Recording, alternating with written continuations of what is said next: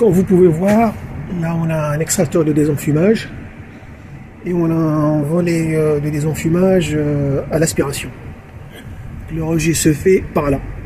Le problème qu'on a, c'est que le volet qui était installé était de type normalement ouvert au lieu de normalement fermé.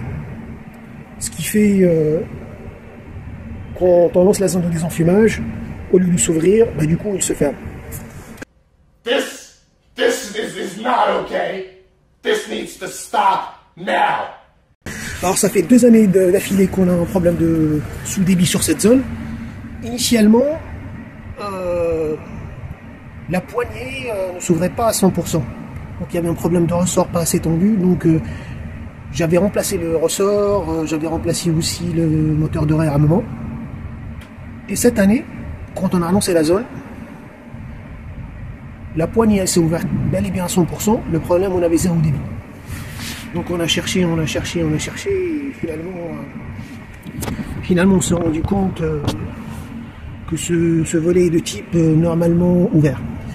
Et du coup, pour pouvoir faire les mesures de débit, ce qu'on a fait, on a débranché la fiche du volet et on a lancé la zone. De sorte que la ventouse ne s'enclenche pas quand le désenfumage part. Et là, quand on a fait ça, on avait du débit. Donc là, il n'y a plus qu'à faire chiffrer le remplacement de ce volet. Et le problème est résolu.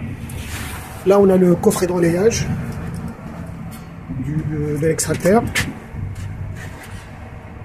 Et ce que je vais vous montrer par la suite, c'est la suite du réseau.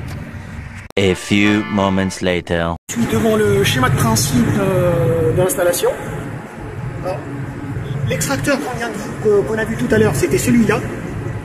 Et son volet, qui est normalement ouvert ou normalement fermé, c'est celui-là. Et là, on a la grille d'extraction de désenfumage.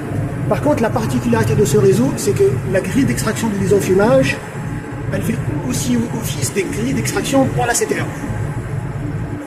Alors, c'est possible, ça se fait via un jeu de clapet et de volet coup-feu. Quand on est en mode climatisation, ce volet est fermé, ce clapet est ouvert, et on fonctionne comme ça.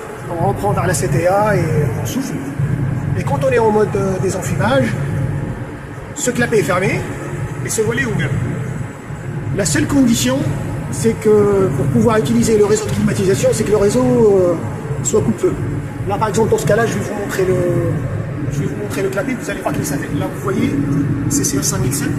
Le CCR 5007, il est là. Et on va à l'aspiration de la CTA. À partir de là, on est staffé. Et le désenfumage va utiliser cette gamme, cette partie-là, pour utiliser la même bouche d'extraction que la CTA. Là, je vais vous montrer la bouche d'extraction. Soon after. Là, je suis devant la bouche d'extraction. On va aller tout. Elle est là-haut. Elle va de là-bas, elle va jusque là. Ça, c'est la première bouche. Et après, on va voir la deuxième bouche. 5 minutes later. La deuxième bouche qui est là. Et on va voir ce qu'il y a derrière. Voilà. Là, on voit la gamme de désenfumage. Elle est là. Elle va tout là-haut. Et après, elle va rejoindre le VED.